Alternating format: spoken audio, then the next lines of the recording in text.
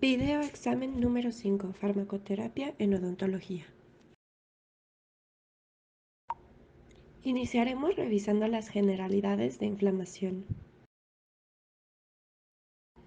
La inflamación es una respuesta del sistema inmune al daño del organismo. El daño puede ser causado por agentes de distinta naturaleza, por ejemplo, mecánico, como puede ser un golpe o una fractura, infeccioso por alguna bacteria o virus, químico, por contacto con alguna sustancia agresiva, entre otros. Se pone en marcha una serie de procesos necesarios para detectar, aislar y eliminar el agente dañino. Posteriormente, se inician mecanismos de recuperación del tejido dañado. Principalmente hay de dos tipos. Aguda. Esta se comienza rápido y tiene una corta duración en la que predomina el exudado de fluidos plasmáticos y la acumulación de linfocitos. Y la segunda es crónica. Se produce cuando la inflamación aguda no se resuelve. Permanece en el tiempo, bien porque el patógeno no se puede eliminar, como en el caso de infecciones latentes, por la persistencia del cuerpo extraño o porque se desarrolla un problema de autoinmunidad. Un proceso inflamatorio empieza cuando los compuestos químicos son liberados por el tejido dañado. Como respuesta, los glóbulos blancos producen sustancias que hacen que las células se deriven y crezcan para reconstruir el tejido para ayudar a la reparación de la lesión. Los leucocitos que normalmente circulan por el centro de los vasos se acercan al endotelio. A la periferia, las células endoteliales se contraen abriendo espacios entre ellas, aumentando la permeabilidad del vaso. Por diversos mediadores químicos, los leucocitos, al adherirse al endotelio, perciben una serie de estímulos que los llevan a activarse metabólicamente, aumentan su movilidad, forman pseudópodos y salen al vaso por movimientos de amebios. En la microcirculación hay mayor cantidad de sangre, la circulación está casi detenida y hay gran cantidad de células y plasma saliendo desde los vasos. Allí comienza la migración de las células fagocitarias hacia donde está el tejido dañado. Normalmente las células se mueven al azar, sin embargo, en la inflamación los mediadores químicos direccionan el movimiento celular. Los fagocitos se dirigen directamente hacia las bacterias y los elementos que se deben fagocitar. Se inicia la fagocitosis con el reconocimiento de la partícula a través de los receptores. Por fagocitosis muere gran cantidad de bacterias, sin embargo, muchas células inmunitarias mueren también en este proceso. Se forma un exudado purulento, que es el exudado inflamatorio. Las fosfolipasas A2 forman una familia de enzimas clave en el recambio de los fosfolípidos de la membrana y la generación de diversas sustancias bioactivas, lisofosfolípidos, ácidos grasos libres y mediadores lipídicos de la inflamación.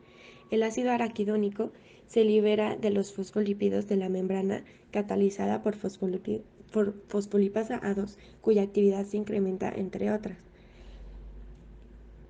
durante situaciones de isquemia.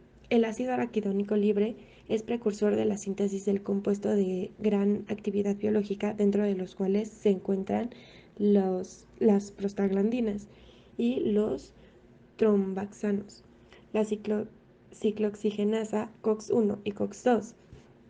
Es la enzima clave en la síntesis de prostaglandinas a través de la oxidación del ácido araquidónico.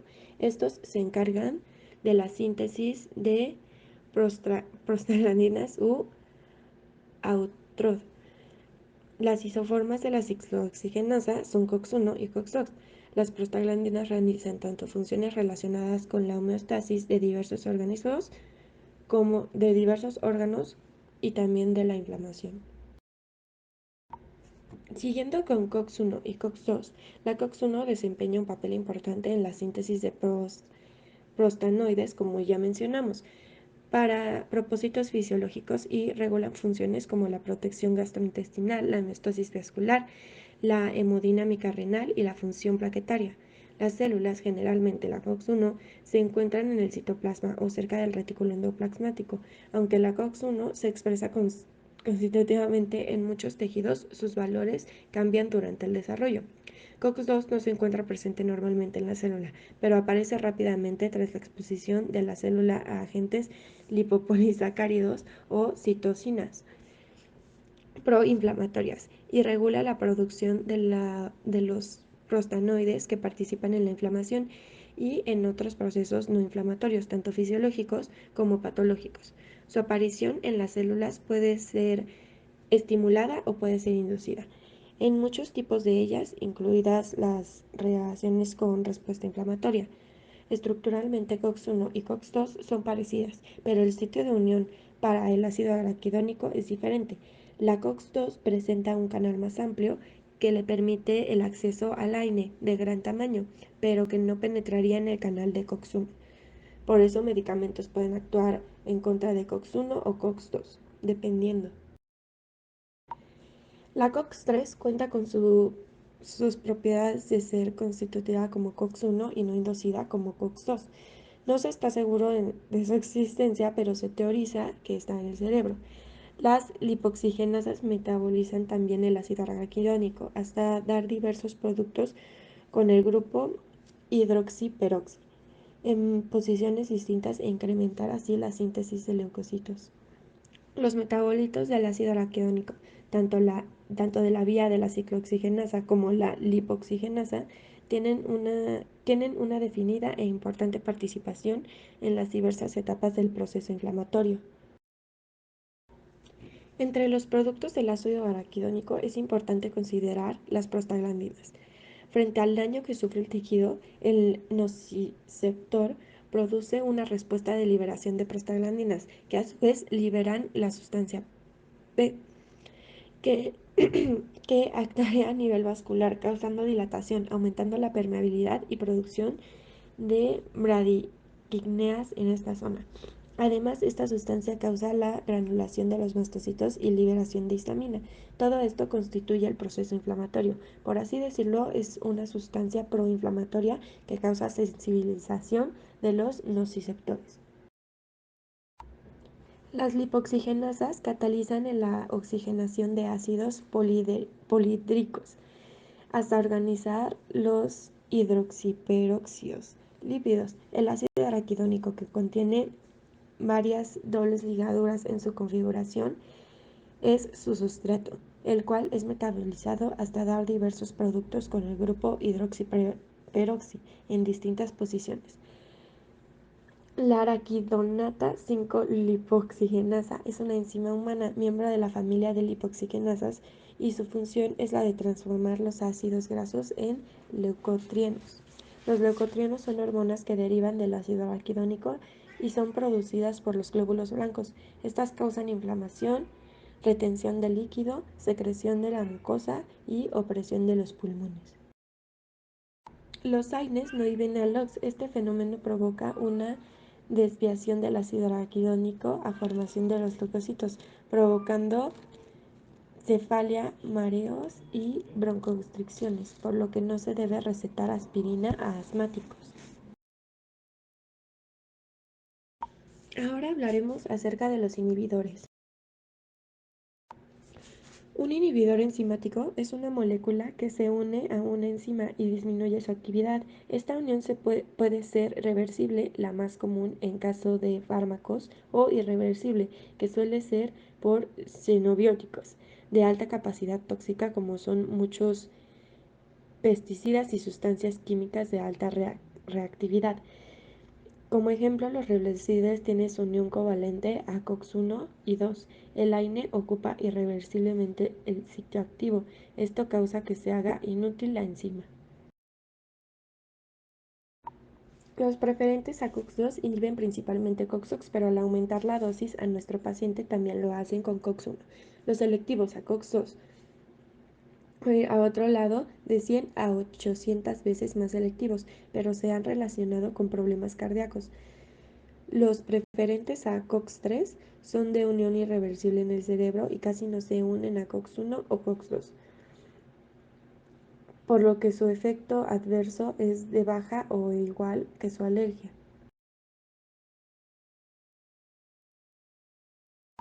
Ahora en los siguientes esquemas ubicaremos varias características de muchos medicamentos. En su potencial analgésico, primero tenemos el clonixinato de lisina, seguido del metamizol y ketorolaco. Después, en moderado, diclofenaco seguido de ibuprofeno y naproxeno. En inflamatorio tenemos primero a naproxeno en potente, seguido de moderado de diclofenaco y después ibuprofeno. Y en leve, metamizol, clorexinato de lisina y ketorolaco. En antipiréticos, en potente está naproxeno, metamizol e ibuprofeno. En moderado, diclofenaco y en leve, clonexinato de lisina y ketorolaco. Relacionado con gastropatía, primero está el ketorolaco en una grave, luego en moderada, más hacia moderada, naproxeno, en moderada, diclofenaco unido a misoprostol, ibuprofeno, clorexinato de lisina y en leve, metamizol. Hablando de nefrotoxicidad, en grave está el ketorolaco seguido del naproxeno, moderado diclofenaco e ibuprofeno y leve metamizol seguido de clonexinato de lisina. En hepatotoxicidad, todos están en moderado. Primero diclofenaco, luego ketorolaco, luego metamizol, seguido de naproxeno, clonexinato de lisina e ibuprofeno. Hablando de seguridad cardiovascular, en grave se encuentra el ketorolaco por la retención de líquidos. En moderado, diclofenaco, ketorolaco, ibuprofeno. Y en leve está el naproxeno con menor riesgo trombogénico, clonexinato de lisina y metamizol. Hablando de efectos sobre el sistema nervioso central, en severo está el naproxeno, moderado diclofenaco y ketorolaco, y en leve clonexinato de lisina, ibuprofeno y metamizol. Por último, la hipersensibilidad, en grave metamizol y naproxeno, moderado diclofenaco y ketorolaco y leve ibuprofeno y clonexinato de lisina. Ahora en esta sección hablaremos acerca de los corticosteroides. Los corticosteroides están implicados en una variedad mecánica fisiológica, incluyendo aquellos que regulan la inflamación y el sistema inmunitario, el metabolismo de hidratos de carbono, el catabolismo de proteínas, los niveles electrolíticos en el plasma y por último los que caracterizan la respuesta frente al estrés. Los corticosteroides o corticoides son una variedad de hormona del grupo de los esteroides. Estas sustancias pueden sintetizarse artificialmente y tienen aplicaciones terapéuticas, utilizándose principalmente debido a sus propiedades antiinflamatorias e inmunosupresoras y a sus efectos sobre el metabolismo. La glándula suprarrenal produce de tres tipos, dependiendo la zona en donde se sintetiza la hormona, es el tipo que es. Los glucocorticoides son producidos en la zona fascicular, los mineralocorticoides son producidos en la zona glomerular, los andrógenos son producidos en la zona reticular. Su producción está regulada por la hormona adrenocorticotrópica, que es producida en la hipófisis y los mismos glucocorticoides sirven como inhibidores de ella. El eje hipotálamo hipoficiario suprarrenal es este fenómeno que habla de cuando existe concentraciones elevadas de glucocorticoides y esto provoca retroalimentación negativa sobre la hormona adrenocorticotrópica, que es la que produce eh, los corticosteroides, como ya vimos. Así se inhibe la producción de estos. Como vemos en el esquema de la diapositiva, el hipotálamo produce hormona liberadora de adrenocorticotrópica, provocando que la hipófisis anterior produzca la hormona, causando que la glándula suprarrenal produzca glucocorticoides y mineralocorticoides, cada una causando una reacción negativa en la cadena, causando su inhibición. Ahora hablaremos de los mineralocorticoides. Como ya mencionamos, este es uno de los tres grupos de corticosteroides. Están asociados principalmente con el agua y el equilibrio de electrolitos, o sea, regulación del metabolismo hidroelectrónico. Esto se logra mediante el efecto sobre el transporte iónico en los túbulos renales, lo que resulta en la retención de sodio y pérdida de potasio. El más representativo de todos ellos es la aldosterona, cuyo efecto en el túbulo conteronado distal estimula la reabsorción de sodio y excreción del potasio, magnesio e hidrogeniones. El siguiente grupo es el de glucocorticoides. El cortisol es el principal. Este inhibe la inflamación sin importar cuál sea su origen. Tiene 5 funciones. Promueve el metabolismo de la glucosa, aumenta la resistencia al estrés, disminuye los eosinófilos, basófilos, monocitos, linfocitos de la circulación, los lleva al tejido linfoide y aumenta las estructuras como plaquetas. Acción antiinflamatoria y con concentraciones elevadas provocan retroalimentación negativa, como vimos en el fenómeno hipotálamo hipoficiario suprarrenal. Seguimos con los andrógenos, que son hormonas sexuales masculinas principalmente. Corresponden a la testosterona, la androsterona, la androstenediona. Los andrógenos son hormonas esteroideas del ciclopentanopeidrofenatreno, cuya función principal es estimular el desarrollo de los caracteres sexuales masculinos secundarios. Los andrógenos, básicamente la testosterona, son segregados por los testículos, pero también por los ovarios en las mujeres y por la corteza suprarrenal de las glándulas suprarrenales. ¿Qué es el síndrome de Cushing? Es una afección que se produce debido a la exposición de altos niveles de cortisol durante un tiempo prolongado. La causa más común es el uso de esteroides, pero también puede ocurrir debido a la protección excesiva del cortisol a la producción excesiva del cortisol por parte de las glándulas suprarrenales. Los indicios son la acumulación de grasa entre hombros, cara y estrías rosadas o muy notorias. Sus síntomas son en todo el cuerpo: fatiga, hambre excesiva, osteoporosis, presión arterial alta, rubor, sudoración excesiva y vellosidad excesiva.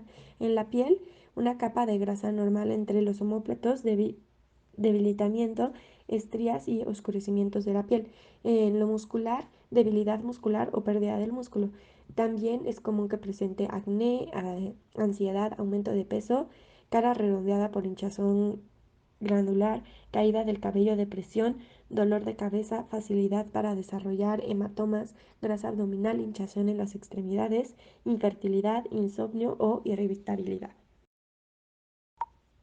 ¿Qué son las potencias relativas? Las potencias relativas indican la potencia de un fármaco en comparación con la cortisona por cada miligramo. Por ejemplo, una respuesta de 30, es decir, 1 a 30, significa que el fármaco es 30 veces más potente que la cortisona. Por lo tanto, 0.7 miligramos del fármaco producen el mismo efecto antiinflamatorio que 20 miligramos de cortisona.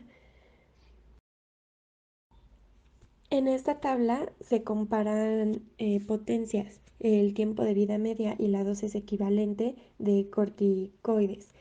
Hablando de potencia glucocorticoidea es lo siguiente: el cortisol de 0.8, cortisona a 1, hidrocortisona 0.8, prednisona 4 y dexametasona 25. ¿Qué es la dosis de discontinuación? Muchos medicamentos no se pueden retirar de la nada. Algunos deben seguir un régimen para quitarlos poco a poco para que estos no tengan efectos secundarios sobre el paciente, o por lo menos esa es la intención. Como podemos ver en la tabla, dependiendo de la dosis que tiene el paciente, será el régimen para dejar de tomarlo. Esto consiste en la reducción que se debe hacer cada determinado tiempo por un periodo determinado. ¿Cuál es la dosis de supresión del eje suprarrenal? La dosis para suprimir el eje es de 30 miligramos de hidrocortisona, 0.75 miligramos de dexametasona, 7.5 miligramos de prednisona. Ahora hablaremos de los diferentes efectos adversos de la administración de corticosteroides en pacientes según diferentes escenarios. En una alteración tiroidea podría causar supresión suprarrenal o síndrome de Cushing. En pacientes diabéticos, uno de los efectos adversos más conocidos de la terapia de corticoides es su efecto de deterioro sobre el metabolismo de los hidratos de carbono, exacerbando la hiperglucemia. En la práctica total de los pacientes con diabetes previa o precipitando la diabetes esteroidea en los pacientes sin diabetes previa. Las fluctuaciones de la glucosa en plasma también se han relacionado con el aumento de riesgo en la mortalidad cardiovascular. Uno de los efectos en corticoides en personas con hipertensión o en cualquier paciente es que puede causar presión arterial alta, así que se debe tomar en cuenta que la toma de fármacos con acción hipertensiva como los AINES o corticoides fundamentalmente, toma de fármacos que contenga sodio en su composición, como algunos comprimidos efervescentes o antiácidos, extienden una potencial interacción entre los fármacos utilizados junto con los antihipertensivos. En pacientes con glaucoma, el uso de los corticoides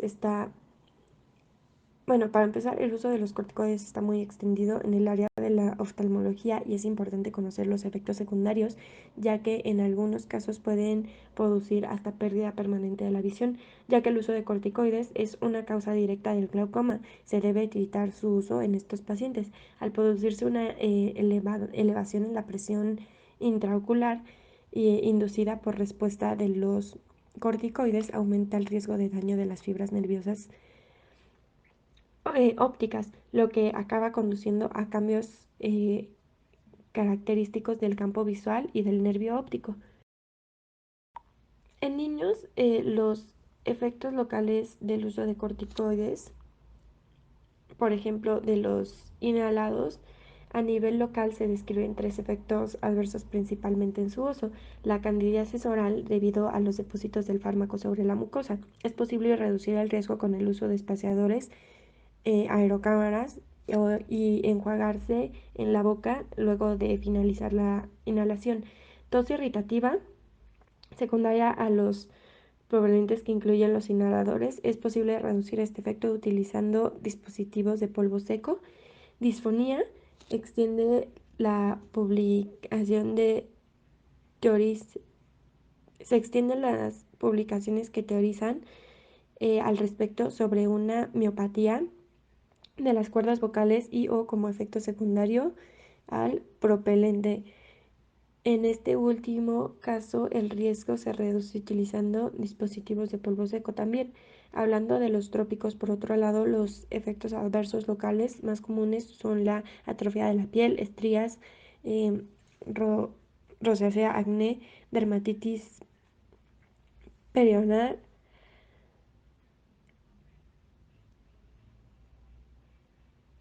pigmentación, retraso de la cicatrización, exacerbación de infecciones en la piel.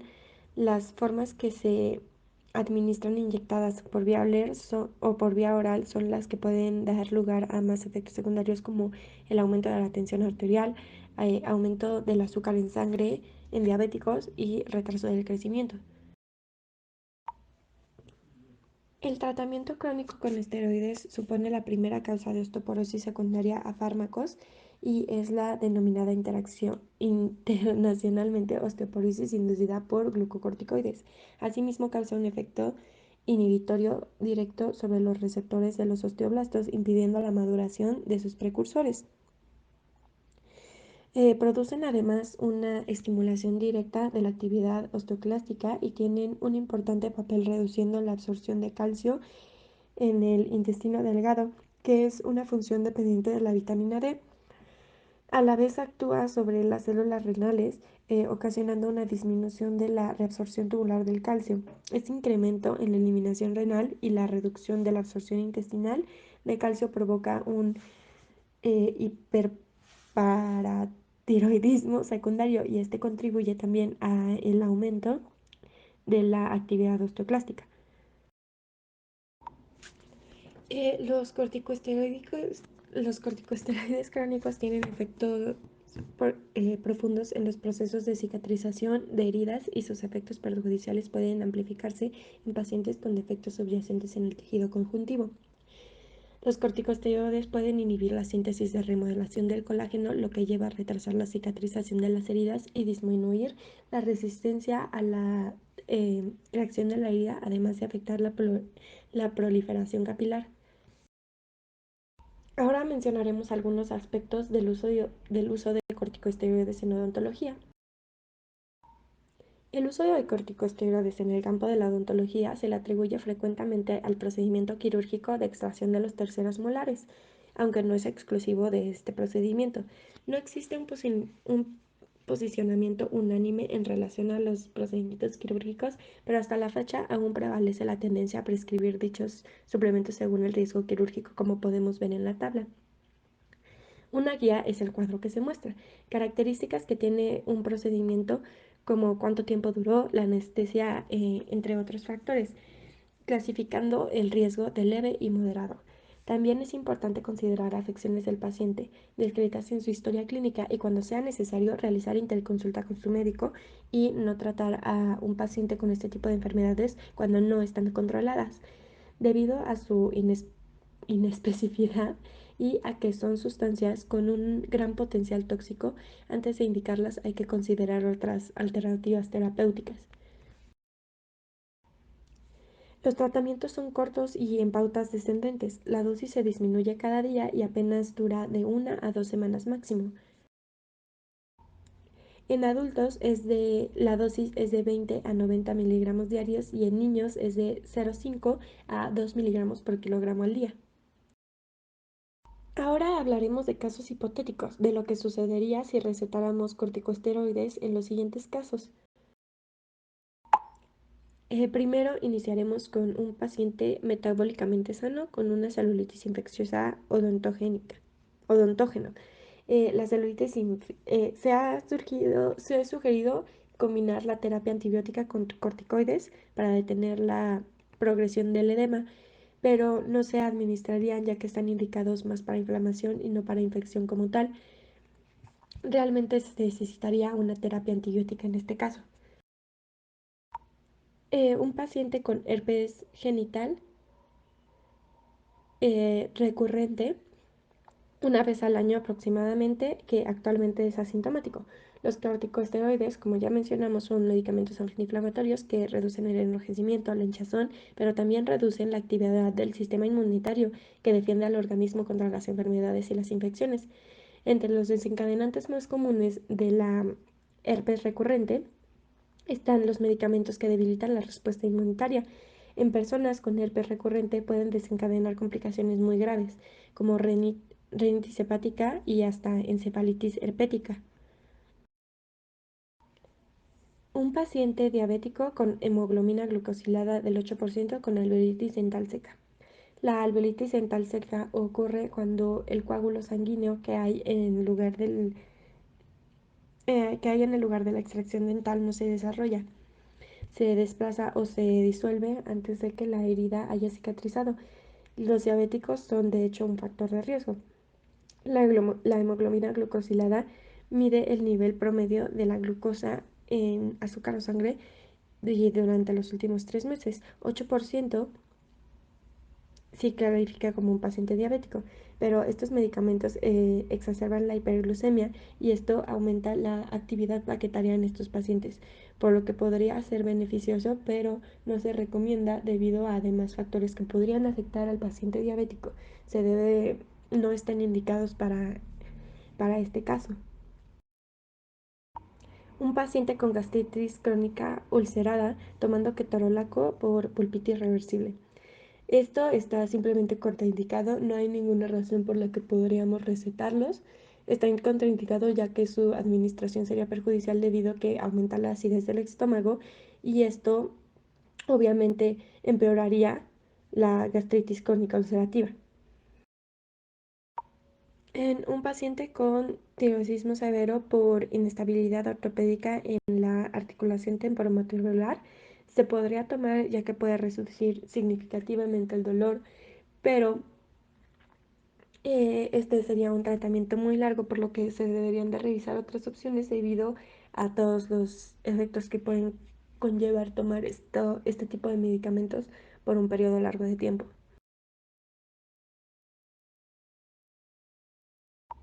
En esta sección ahora hablaremos de generalidades acerca de la digestión.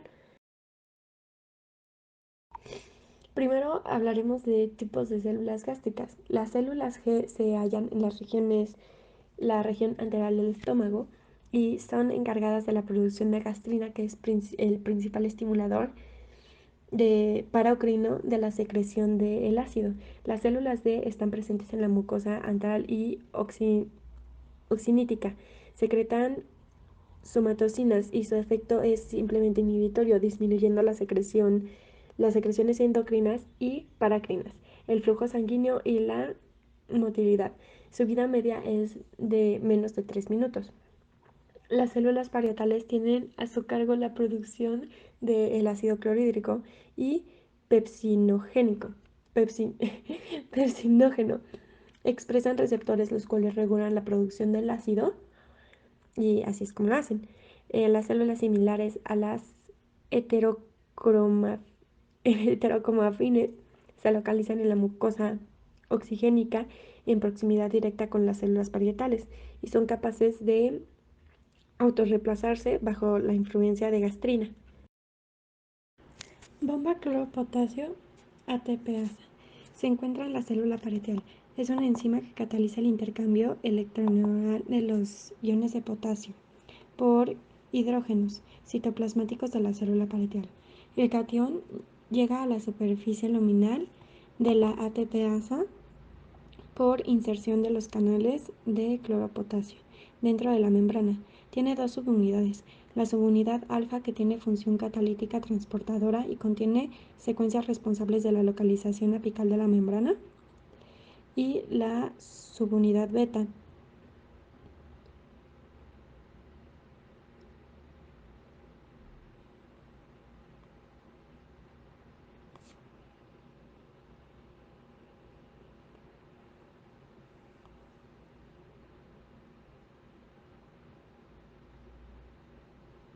densamente glucosilada. Protege a la enzima de la degradación. Es necesario para el tráfico desde y hacia la membrana plasmática. En estado de reposo, la bomba de protones se encuentra dentro de vesículas del citosol de la célula parietal. Al pasar al estado estimulado, estas vesículas viajan hacia el polo apical, donde se fusionan con la membrana apical, exponiendo y activando la bomba de protones para la secreción de hidrogeniones. Cuando cesa la estimulación, la bomba de protones se retrae al compartimiento tubulovesicular dentro del citosol de la célula parietal. La dinámica de transporte de las vesículas con contenido de la bomba de protones estará a cargo de los microfilamentos de actina base GTPasa, pequeñas proteínas de fusión, conexión y proteínas de citoesqueleto y las proteínas del citoesqueleto. Los activadores de la bomba. Estos se activan por tres vías. La primera es la gastrina, que se produce, como ya mencionamos, en las células G y sufren de distensión o por la presencia de proteínas. La segunda es la histamina. Estas son sensibles a las células nativas. Y la última es la acetilcolina, producida por el nervio vago y se activa por estrés o por presencia de alimentos. Ahora hablaremos de inhibidores de receptores M. Dentro de los neutralizadores del ácido gástrico, en la categoría de leves se encuentran los antihistémicos, que son fármacos que alivian los vómitos y sensación de mareos. Esto debido a la émesis de un complejo del proceso regulado por el sistema nervioso central. Aquí mencionamos a la cinetosis, el mareo por movimiento en sus fármacos Más usados está el demihidrato. Este es un antihistamínico que inhibe receptores H1 y receptores colinérgicos muscarínicos, los receptores M, produciendo una acción antiemética. Ahora inhibidores H2, estos también caen en los neutralizadores del ácido gástrico y estos ya no se usan en México, pero los más usuales eran la ranitidina, por ejemplo. Estos solo inhiben una parte de la bomba, así que son menos efectivos que los que la inhiben por completo. Ahora hablaremos de inhibidores de la bomba de protones. Un ejemplo de estos son el omeprazol y el pantoprazol. Son de bases débiles que se concentran y pasan a la forma activa en el medio extremadamente ácido de los canalículos intracelulares de las células parietales, inhibiendo en ellos las enzimas, es decir, la bomba de protones. Este efecto en el paso final del proceso de formación del ácido gástrico es dosis dependiente y proporciona una inhibición altamente eficaz, tanto de la secreción del ácido basal como la secreción del ácido estimulada independientemente del estómago. Análogo de prostaglandinas celulares del estómago. Estas moléculas son parecidas a las prostaglandinas, así que como inhiben la bomba de potasio y ya producen bicarbonato y moco, pero pueden producir diarrea y síntomas de infección gástrica. El misoprostol es una prostaglandina activada por vía oral usada para prevenir úlceras pépticas en pacientes que están tomando AINES. Tratamiento de Helicobacter pylori. Esta es una bacteria gram negativa con forma de bacilo helicoidal, espiral exclusiva del estómago humano. Para su tratamiento se usan 2 a 3 tipos de antibióticos. Esto para ayudar a evitar que la bacteria desarrolle una resistencia a un antibiótico en particular, y también se usa como inhibidores de la bomba de protones para ayudar a sanar el revestimiento del estómago. El metronidazol más amoxicilina por mínimo de 14 días como inhibidor de la bomba omeprazol y tiene una eficacia del 85%. También la claritromicina con amoxicilina más el omeprazol durante igual 14 días podrían ser un tratamiento. Ahora hablaremos del tratamiento de Clostridium difficile. Es una bacteria anaerobia gram positiva formada de esporas y es transmitida vía fecal oral, frecuentemente por contacto con personas infectadas sintomáticas o asintomáticas. Es una bacteria que puede causar diarrea y afecciones intestinales más serias como la colitis. Generalmente se presenta después de usar antibióticos. Afecta con mayor frecuencia a adultos mayores internados en hospitales e instalaciones de cuidados a largo plazo. La alteración de la micobacteria intestinal normal permite que las células en su forma vegetativa penetren la mucosa y se adhieran a la superficie del epitelio. Episodios de diarrea leve a moderada, el antibiótico de elección es el metronidazol por un periodo de 10 días. Ahora hablaremos de erosión dental. La presencia de ácido de origen bacteriano se llama erosión dental y se origina si el origen es progastritis o reflujo gástrico, las caras palatinas serán las afectadas. Si es por alimentos, las afectadas serán las caras vestibulares, principalmente en dientes anteriores. La desmineralización del tejido dental duro por disolución de los cristales de apatita puede llegar a producir destrucción total de los dientes. Las lesiones son de evolución lenta y suelen pasar desapercibidas en estados iniciales. La hipocloridia es una situación caracterizada por la disminución de la producción de ácido clorhídrico en el estómago, que produce un aumento del pH estomacal y provoca la aparición de algunos síntomas como náuseas, hinchazón, eruptos, molestia abdominal y deficiencias nutricionales. A menudo ocurre como consecuencia de una gastritis crónica, siendo más frecuente en personas por encima de los 65 años, que usan con frecuencia antiácidos o medicamentos para el reflujo que se han sometido recientemente a cirugías en el estómago o que presentan infección por las bacterias Helicobacter pylori, pudiendo estar indicado el uso de antibióticos cuando es causado por Helicobacter pylori o el uso de suplementos de ácido clorhídrico junto con la enzima pepsina. De esta manera es posible aumentar la acidez del estómago. La dimeticona es un medicamento que actúa como antiespumante, reduciendo la tensión superficial de las burbujas de gas, facilitando su desgregación, por lo que suprime la acumulación de gases y dilatación abdominal. Se usa para acumulación de gases en el abdomen en caso de aerofagia, meteorismo, cólicos flatulentos o dolor abdominal tras una intervención quirúrgica. Ahora hablaremos de la diarrea, los tipos de diarrea y su tratamiento. La diarrea es la evacuación intestinal de heces flojas y líquidas 3 o más veces al día. La diarrea puede ser aguda, persistente o crónica. La diarrea aguda es la más común que la diarrea persistente o crónica. La deshidratación y mala absorción pueden ser complicaciones de la diarrea. Puede ser infecciosa o no infecciosa. La infecciosa es producida por un agente infeccioso que suele acompañarse de síntomas como náusea, vómito, retortijones y es difícil de establecer ya que la mayoría de los episodios son autolimitados y sin complicaciones, por lo que se suelen resolver sin una consulta médica. La no infecciosa se le llama así cuando no está causada por ningún microorganismo, ya sea virus, bacteria o parásito. También se divide por ser eh, secrótica o osmótica.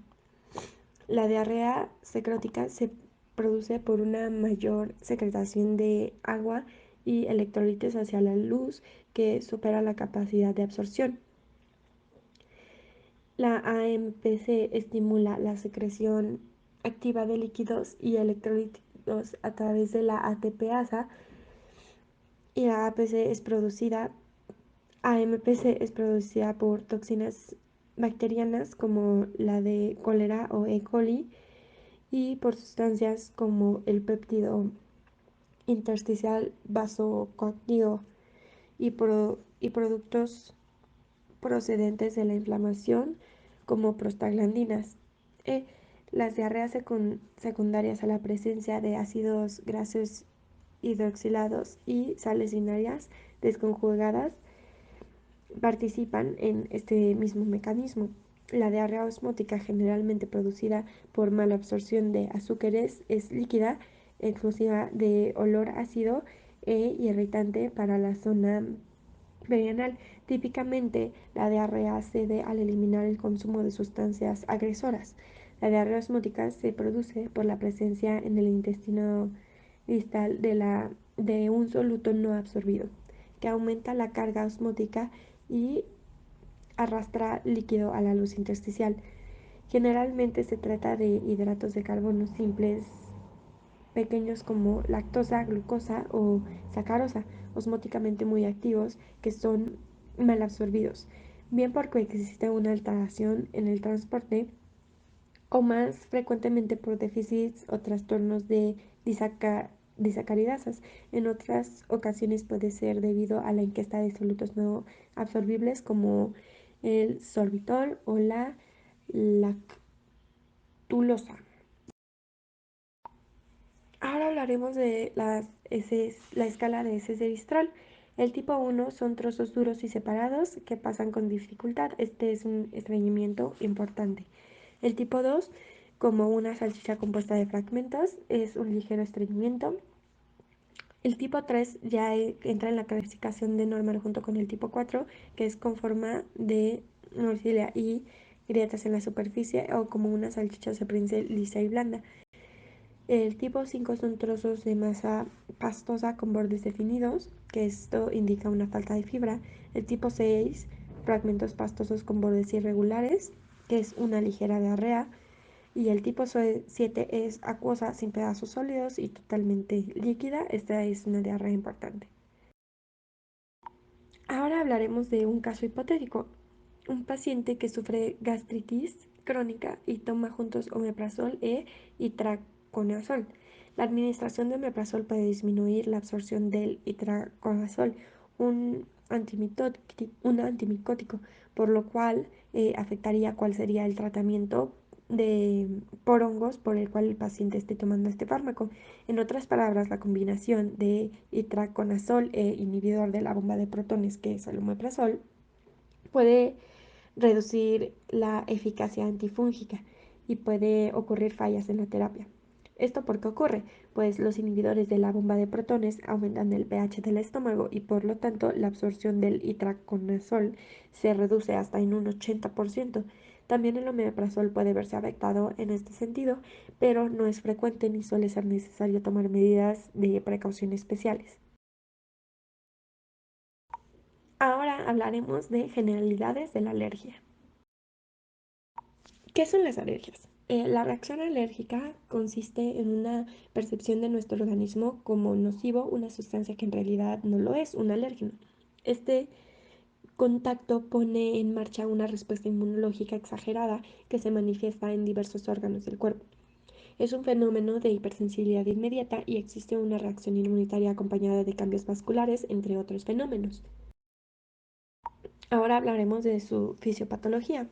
Cuando un alérgeno se une a un IgE de los mastocitos y basofilos, se libera histamina en los gránulos intracelulares de los mastocitos. Los mastocitos se encuentran ampliamente distribuidos, pero se concentran más en la piel, en los pulmones y en la mucosa digestiva. La histamina facilita la inflamación y es el principal mediador de la atopía clínica.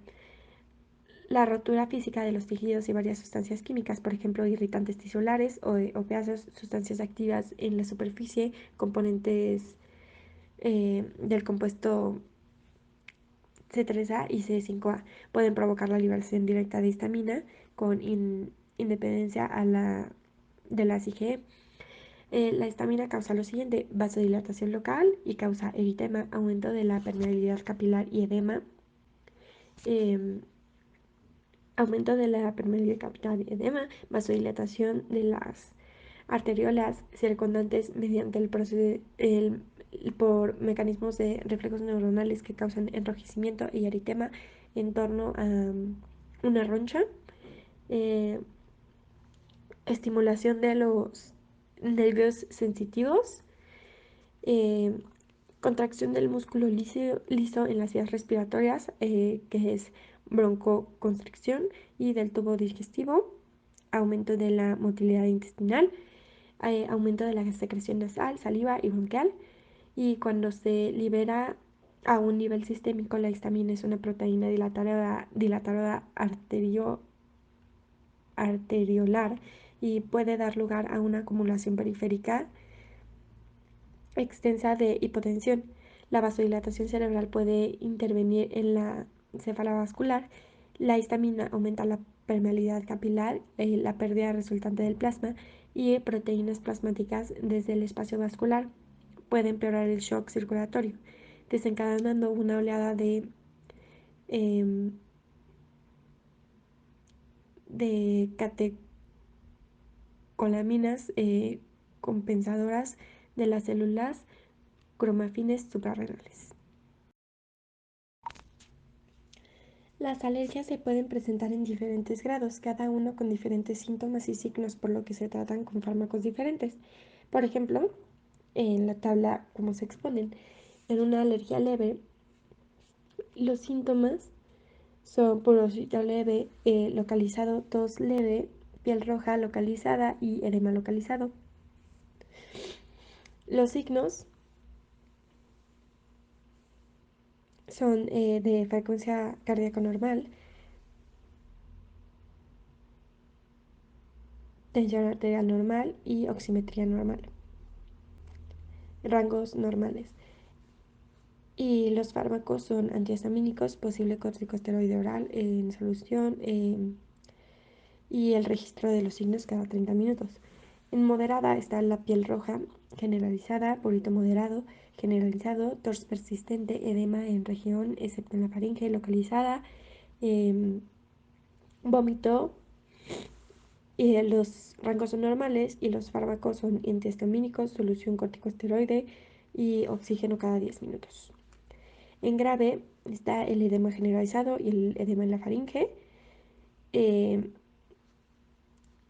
La frecuencia cardíaca es mayor a 100, la tensión arterial es menor a 120/80 y la oximetría es menor a 100.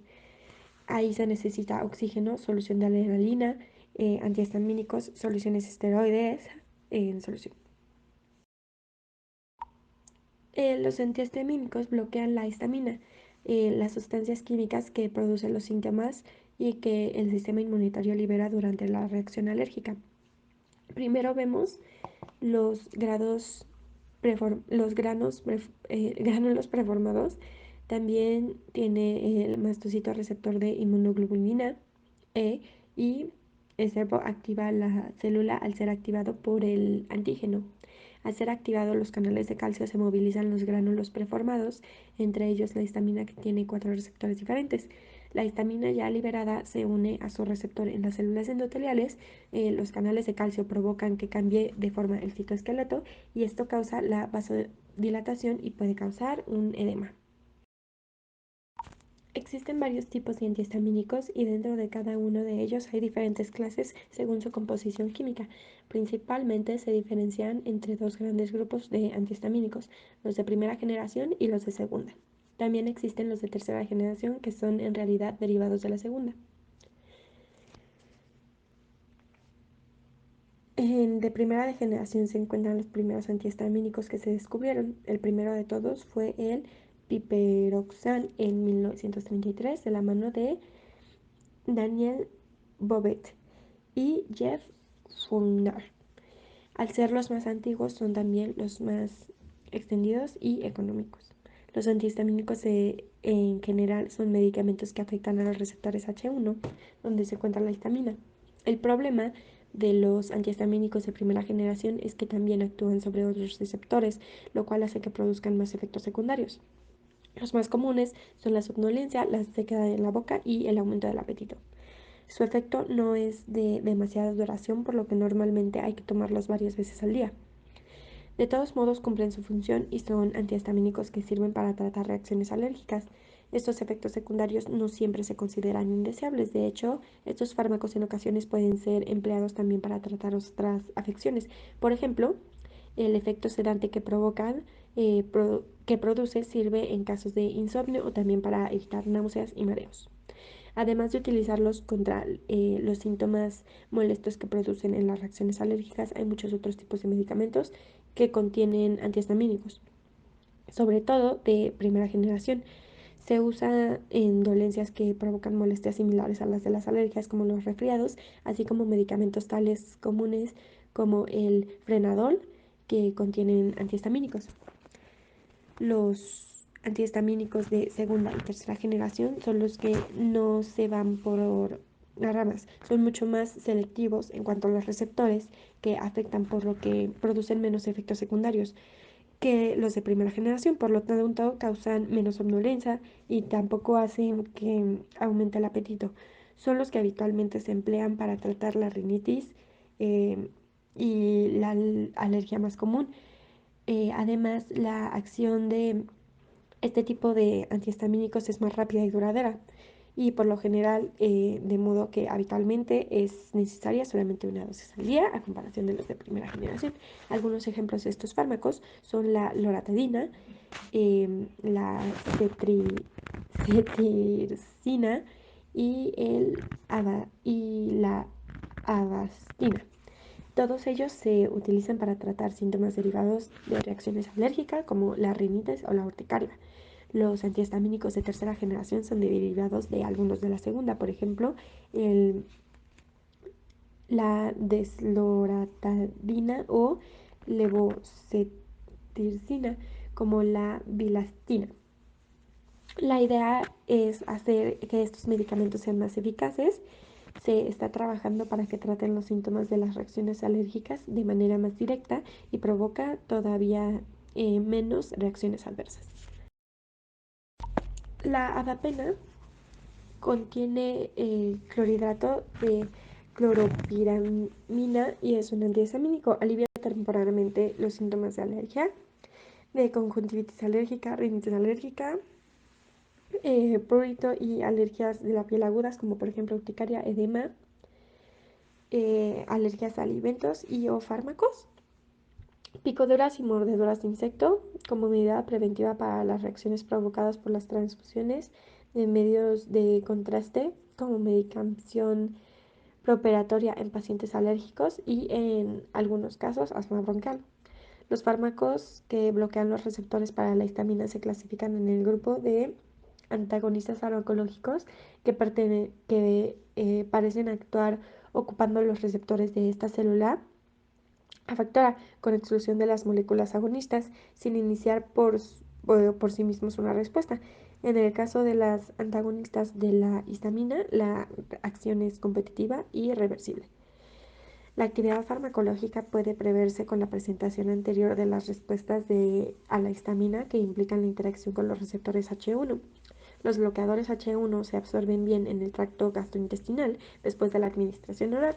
Los efectos aparecen en 15 a 30 minutos y son máximos en 1 o 2 horas y duran de 3 a 6 horas.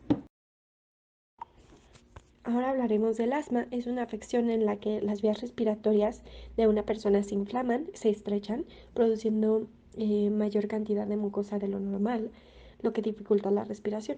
El desarrollo del asma es multifactorial y depende de las interacciones entre varios genes de susceptibilidad y factores medioambientales también. Los factores de riesgo medioambientales para el asma es la exposición a alérgenos, la dieta y los fármacos perinatales.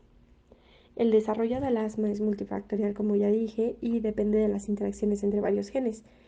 Desencadenantes frecuentes de una exacerbación del asma son alérgenos medioambientales y ocupacionales, aire frío y seco, infecciones, ejercicio, irritantes inhalados, em, factores emocionales también, aspirina, como ya mencionamos con anterioridad, y otros medicamentos antiinflamatorios no esteroideos, y enfermedad por reflujo gastroesofágico también.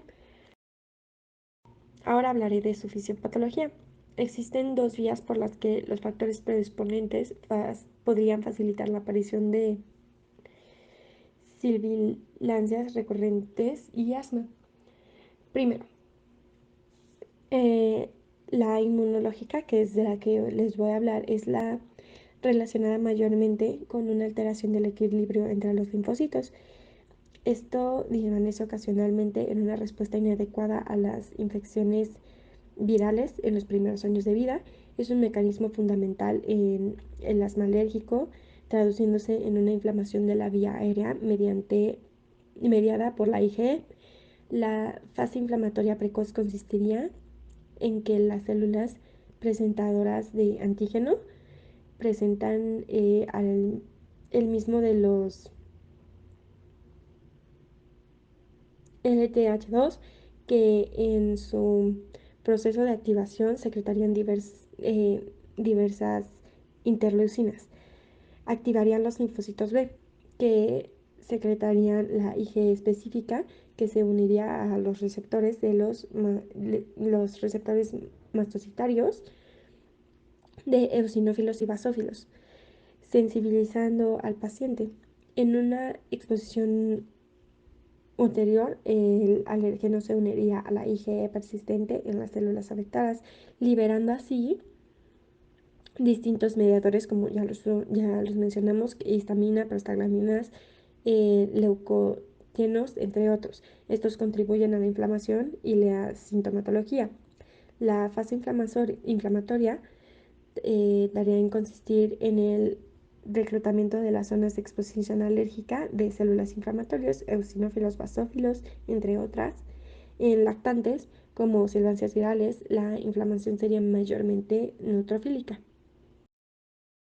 La enfermedad pulmonar obstructiva crónica, EPOC, es una enfermedad pulmonar inflamatoria crónica que causa la obstrucción del flujo de aire en los pulmones. Los síntomas incluyen dificultad para respirar, tos, producción de moco y sibilancias. Típicamente es causado por la exposición a largo plazo de gases irritantes, partículas de materia, más a menudo por el humo del cigarro. Las personas con enfermedad pulmonar obstructiva crónica tienen un mayor riesgo de desarrollar enfermedades cardíacas, cáncer de pulmón y varias otras afecciones. El efisema y la bronquitis crónica son las dos afecciones más comunes que contribuyen a la enfermedad pulmonar obstructiva crónica. Estas dos afecciones suelen ocurrir juntas y su gravedad puede variar entre los individuos con enfermedad pulmonar obstructiva crónica. La bronquitis crónica es la inflamación del revestimiento de los bronquios que lleva el aire hacia ahí desde los sacos de aire, los alvéolos de los pulmones. Se caracteriza por tos diaria y la producción de moco. El efisema es una afección en la que los alvéolos al final de los pasajes del aire más pequeños, los bronquiolos de los pulmones, se destruyen como resultado de una exposición perjudicial al humo del cigarro y otros gases particularmente irritantes. Ahora hablaremos de la tos como tal. La tos es un reflejo que mantiene despejada la garganta y las vías respiratorias. Aunque puede ser molesta, la tos nos ayuda a protegernos. La tos puede ser aguda o crónica. La tos aguda comienza súbitamente, no suele durar más de 2 a 3 semanas. Los cuadros agudos de tos son los que se adquieren frecuentemente con un resfriado, una gripe o una bronquitis aguda. Existe productiva o seca. La seca también se le llama no productiva. Una tos productiva produce flema o mucosidad, limpiando los pulmones. Una tos no productiva, también conocida como seca, como ya dije, no produce ni flema ni mucosidad. Aunque también está la tos hematizante, que está acompañada por sangre o por vómito. Ahora hablaré de los receptores adrenérgicos. Los objetivos fundamentales del clínico en el tratamiento de enfermedades pulmonares obstructivas crónicas, la EPOC, son impedir la progresión de la enfermedad, mitigar su sintomatología, prevenir y tratar las complicaciones, reducir la mortalidad, mejorar la capacidad de ejercicio y la calidad de vida relacionada con la salud del paciente. Se pueden usar estos receptores, que son de dos tipos, los alfa y los beta. Complejos moleculares en las células del organismo reciben selectivamente una señal de la adrenalina y la noradrenalina y responden transformando en una respuesta celular específica. Se clasifican en, como ya dije, receptores alfa, subunidades en alfa 1 y 2 y beta 1 y beta 2. La localización de los receptores alfa y beta y su proporción es variable a los diversos organismos, tejidos y células, músculo liso, corazón, sistema nervioso central, linfocitos, etc. Y por lo tanto la respuesta a su activación también es diversa. Los alfa 1 y beta 1 se localizan en la membrana postsimpática de la sinapsis noradrenérgica y su función es recibir la señal de la noradrenalina liberada en la terminación. Los alfa 2 y beta 2 están en contacto con los cate catecolaminas circulantes y tienen además una localización presimpática en las terminaciones noradrenérgicas como función inhibidora alfa 2 o facilitadora beta 2 de la liberación de la noradrenalina. Existen diversos fármacos que actúan sobre estos receptores, bien estimulando o bloqueando su acción. Existen muchas células que poseen estos receptores y la unión de un agonista adrenérgico causaría, por lo general, una respuesta simpatocomimética, como la reacción de lucha-huida, por ejemplo. La frecuencia cardíaca aumentaría, las pupilas se dilatarían, se movilizaría la energía corporal, la sangre fluiría a los órganos esenciales. Ahora hablaré de los agonistas y antagonistas adrenérgicos. Los agonistas sería un fármaco que ejerce un efecto similar o idéntico a los de la adrenalina, como la epinefrina. Los antagonistas es un fármaco que actúa inhibiendo la acción de los receptores. El hipratropio se usa en la prevención y tratamiento de disnea asociada a enfermedad pulmonar obstructiva crónica EPOC, asma bronquial leve a moderada en adultos y niños sin indicación de beta 2, miniméticos y como complemento de los beta 2 para el tratamiento de los ataques agudos de asma. El bromuro de hipratropio es un compuesto de amonio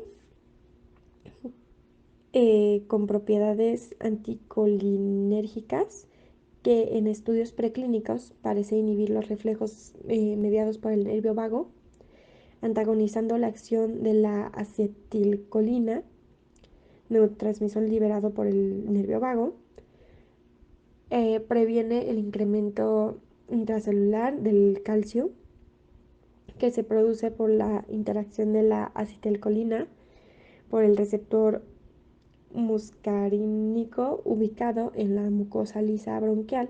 La liberación del calcio es medida por un segundo sistema mensajero compuesto por el inositool trifosfato y el disilglicerol.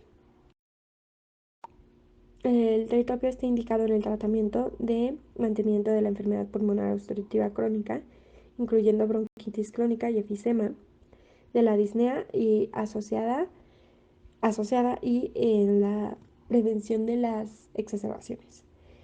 El bromuro de tiotropio es un antagonista específico de los receptores muscarínicos de acción prolongada. Tiene una afinidad similar por los diferentes subtipos M1 a M5. En las vías aéreas, el bromuro de tritropio se une de forma competitiva y reversible a los receptores M3 de la musculatura lisa bronquial, antagonizando el efecto colinérgico.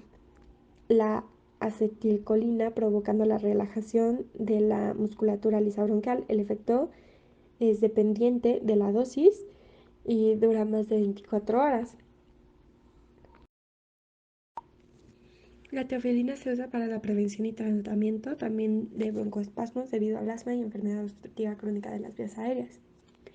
Los efectos del sistema respiratorio incluyen relajación del músculo liso de los bronquios y vasos pulmonares, mejora la aclaración mucociliar, inhibición de la liberación mediada por mastocitos y otras células inflamatorias, reducción de la severidad de la broncoconstricción, reducción de la severidad de las reacciones asmáticas agudas y tardías, incremento de la contractilidad del diafragma.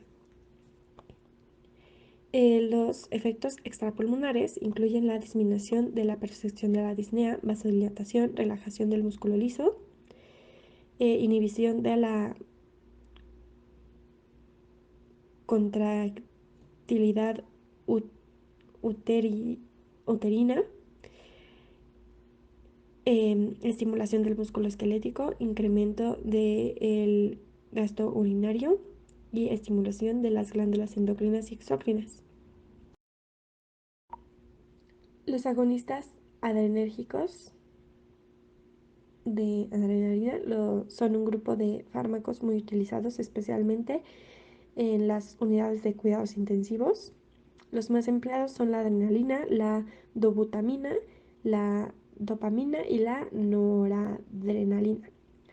Un agonista adrenérgico es un medicamento u otra sustancia que ejerce efectos similares o idénticos a la adrenalina. Por ello, son un tipo de agente simpatocomimético.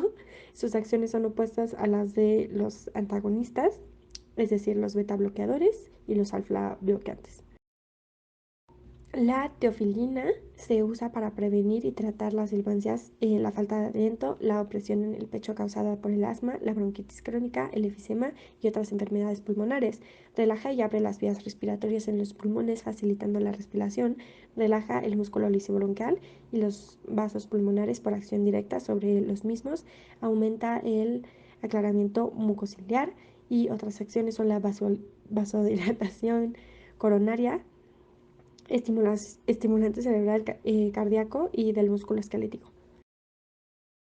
El ambroxol está indicado como expectorante mucolítico de los procesos en los que se requiere aumentar la fluidez de la secreción del tracto respiratorio, como sucedería en el asma bronquial, diferentes tipos de bronquitis aguda, crónica, bronquitis espasmódica, asma bronquial, neumonía, rinitis, sinusitis, alteraciones por obstrucción de mucosa, y en el pre y postquirúrgico de pacientes geriátricos. El benzonatato se usa para aliviar la tos.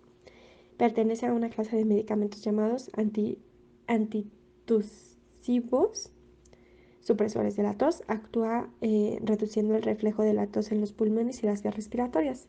El mecanismo de acción se ejerce a nivel central y periférico. A nivel local produce un efecto anestésico en los receptores del estiramiento de las fibras aferentes vagales en el bronquio, alveolo y la pleura, bloqueando por lo tanto el reflejo de la tos.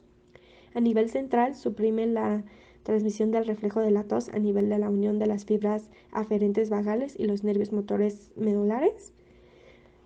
A dosis recomendada no hay efecto inhibidor sobre el centro respiratorio. En estudios comparativos entre la codeína y administrados por una hora antes del resto con ácido cítrico, se ha demostrado que este es un 2.5 veces más efectivo que la codeína en suprimir la tos inducida por la inhalación de ácido cítrico. Se desconoce si este efecto podría ser observado con otras causas de la tos, pero se teoriza que sí. Ahora revisaremos las generalidades de la diabetes. La diabetes es una enfermedad que ocurre cuando cuando el cuerpo no produce ni usa la hormona de la insulina de manera adecuada. Esto genera que se acumule demasiada glucosa, esto es azúcar en sangre. Hay dos tipos principales. La diabetes 1 ocurre cuando el cuerpo no produce nada de insulina. A veces se llama diabetes juvenil porque generalmente se descubre en niños y adolescentes, pero también puede aparecer en adultos. El tipo 2 ocurre cuando el cuerpo no produce suficiente insulina o no la usa como debería. La diabetes tipo 2 es la forma más común de diabetes. El cuerpo no produce suficiente insulina o las células no hacen el uso de ella. Esto se conoce como la resistencia a la insulina. Se trata con cambios de estilo de vida, medicamentos orales e insulina. La glucogénesis es la ruta metabólica que permite la síntesis de glucosa a partir de substratos no glucósidos, principalmente en el hígado. La vía como tal apareció temprano en la filogenia de los seres vivos, pero actualmente se relaciona primariamente con la respuesta del ayuno. O sea, aquí es cuando se activa y la alimentación se inhibe. En organismos vertebrados, las enzimas clave del proceso son los fosfoenopiruvatos, carboxisinasa, glucosa 6-fosfatasa, y se encuentran sujetas a una compleja regulación endocrina y transcripcional. El proceso de glucogenólisis participan tres enzimas, proteínas producidas por las células cuyas funciones tienen que ver con la regulación de las reacciones químicas del organismo. El procedimiento de la glucogénesis inicia con el glucógeno, elemento que constituye la forma de almacenamiento de carbohidratos más importante de los organismos. La primera enzima que interviene es la llamada glucógeno fosforilasa, que genera glucosa a través del glucógeno. por medio de una acción de fosforilación, es decir, de la introducción de un grupo de fosfato de la molécula. La enzima glucógeno fosforilasa se encarga de separar las glucosas de la estructura lineal hasta llegar al punto en el que alcanza a 4 residuos de la glucosa. En este momento, el proceso participa en la segunda enzima, que es la enzima desramificante. Esta enzima rompe otros enlaces que forman parte del glucógeno y genera una molécula de glucosa libre. Entonces, como consecuencia, el proceso de glucogenólisis se generan dos moléculas, una de glucosa 1-fosfato y otra de glucosa libre. La glucosa 1-fosfato muta a glucosa 6-fosfato por la acción de una enzima llamada fosfoglucomutosa. Según las necesidades del organismo, la glucosa 6-fosfato puede convertirse en dos moléculas de adenosin trifosfato, ATP, a través de la glucólisis. También puede convertirse en glucosa a través de la acción de enzima glucosa 6-fosfato que puede encontrarse en el hígado. Una vez convertida en glucosa, puede utilizarse en procesos de otras células. Las moléculas de glucosa 6-fosfato se encuentran en el hígado, pueden llevar a cabo este proceso de conversión a la glucosa a través de la glucosa 6-fosfatasa. Sin embargo, si estas moléculas se encuentran en los músculos, no es posible hacer dicha conversión debido a que la enzima glucosa 6-fosfata se encuentra solo en el hígado y no en los músculos. La prueba de hemoglobina glucosilada es un examen de sangre para la diabetes tipo 2 y la prediabetes. Mide el nivel promedio de glucosa o azúcar en sangre durante los últimos 3 meses. Los médicos pueden usar esta prueba sola o en combinación con otras pruebas para diabetes para hacer un diagnóstico. También se utiliza para ver lo bien que se está manejando la diabetes. Esta prueba es diferente a los controles de azúcar en la sangre, ya que las personas con diabetes se las hacen todos los días. El resultado de esta prueba se entrega en porcentajes. Mientras más alto sea el porcentaje, mayor es el nivel de azúcar en sangre. Un nivel normal es menor a 5.7. Prediabetes se ubica entre 5.7 y 6.4. Tener prediabetes es un factor de riesgo para desarrollar diabetes tipo 2. La persona con prediabetes puede necesitar repetir este tipo de prueba cada año. La diabetes tipo 2 se ubica por encima de 6.5%. La metformina se utiliza sola o con otros medicamentos, incluyendo la insulina, para tratar la diabetes tipo 2, condición de la que ya hablamos, en la que el cuerpo no usa la insulina normalmente y por lo tanto no puede controlar la cantidad de azúcar en sangre. La metformina es una clase de medicamento llamado biguanidas. La metformina ayuda a controlar la cantidad de glucosa, disminuye la cantidad de glucosa que se sobre en los alimentos, la cantidad de glucosa que forma el hígado. La metformina también incrementa la respuesta del cuerpo a la insulina, una sustancia natural que controla la cantidad de la glucosa en la sangre. La metformina no se usa para tratar la diabetes tipo 1, ya que en esta condición el cuerpo no produce la insulina y por lo tanto no puede controlar la cantidad de azúcar en sangre.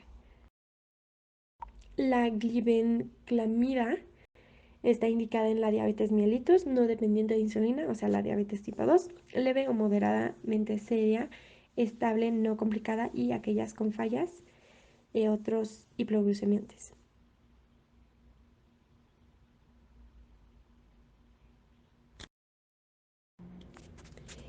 La pioglitazona pertenece a una clase de medicamentos llamado tiazolidinedionas. Funciona al aumentar la sensibilidad del cuerpo a la insulina, una sustancia natural que ayuda a controlar el nivel de azúcar en la sangre. No se usa para tratar la diabetes tipo 1, solamente la tipo 2. La linagliptina pertenece a una clase de medicamentos llamado inhibidores de la dipeptidil peptidasa 4.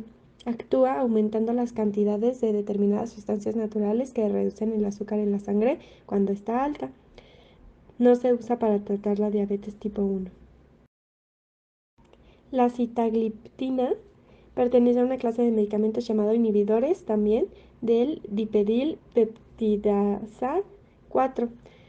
que también su acción consiste en aumentar la cantidad determinada de sustancias naturales que reducen el nivel de azúcar en la sangre cuando está alto. No se usa para tratar la diabetes tipo 1.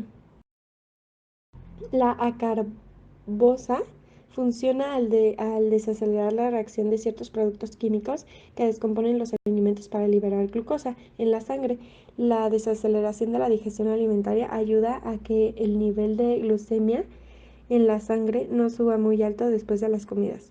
A través de la inhibición revestida de la alfa-glucosidasa, la acarbosa retrasa la degradación enzimática de disacáridos, oligosacáridos y polisacáridos en el intestino delgado, y esto da lugar a un retraso dependiente de la dosis de la digestión de estos hidratos de carbono. La glucosa derivada de los hidratos de carbono se libera y pasa a la sangre más lentamente. De esta forma, se retrasa y reduce el aumento de postprandial de glucosa en sangre. No estimula la secreción de insulina, pero alivia las células beta mediante la reducción del aumento de la glucemia. Evita la hipersulinemia postprandial compensatoria.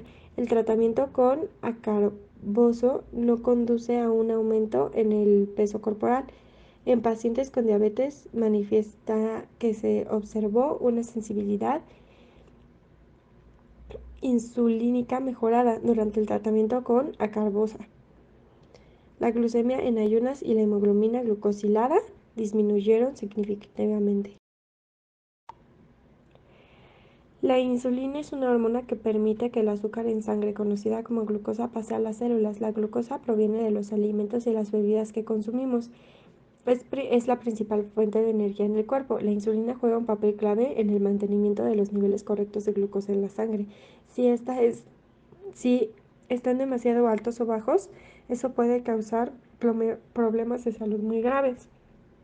La terapia intensiva con insulina es un enfoque del tratamiento diseñado para mantener los niveles de glucosa en la sangre más cerca de los niveles de alguien que no tendría diabetes. Este tratamiento requiere de un estrecho control de niveles de glucosa en sangre y varias dosis de insulina.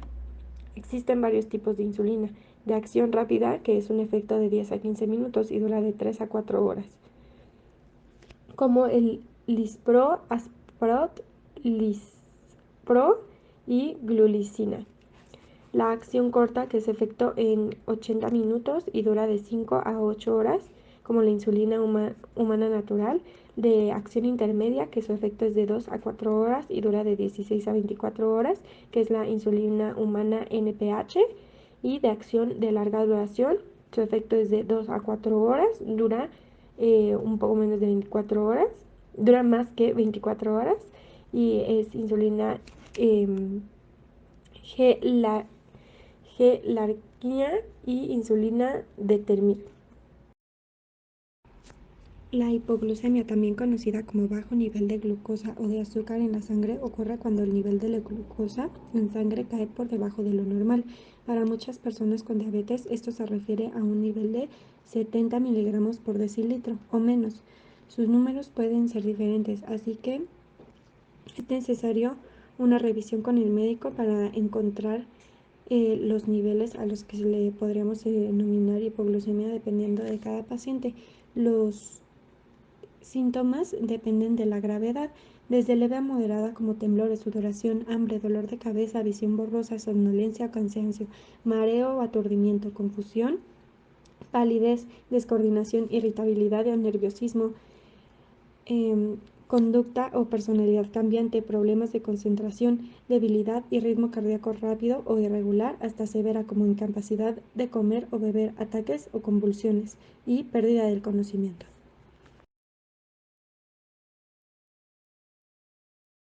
Para el artículo del video examen usaré uno de la revista Nature, que habla de el hielo marino antártico alcanza el mínimo más bajo registrado. El hielo marino antártico se redujo al menos 2 millones de kilómetros cuadrados este año. la extensión mínima más baja desde que comenzaron los registros satelitales hace 43 años. La extensión mínima de 1,92 millones de kilómetros cuadrados se produjo el 25 de febrero y fue de 190.000 kilómetros cuadrados menos que la de ahora, según la extensión más baja alcanzada en el 2017. Esto se informó el 8 de marzo en el Centro Nacional de Datos sobre Hielo y Nieve. El mínimo histórico para el total de hielo marítimo antártico ocurrió de la misma manera en este evento del 2017, dijeron los climatólogos de la Universidad de Ohio en Atenas. Ambos eventos tuvieron una extensión máxima de hielo marino anterior al promedio, que fue seguido por una rápida disminución. Desde el 2017 la extensión del hielo marino se mantuvo muy por debajo del promedio durante algunos años y volvió a estar cerca del promedio nuevamente en el año 2020.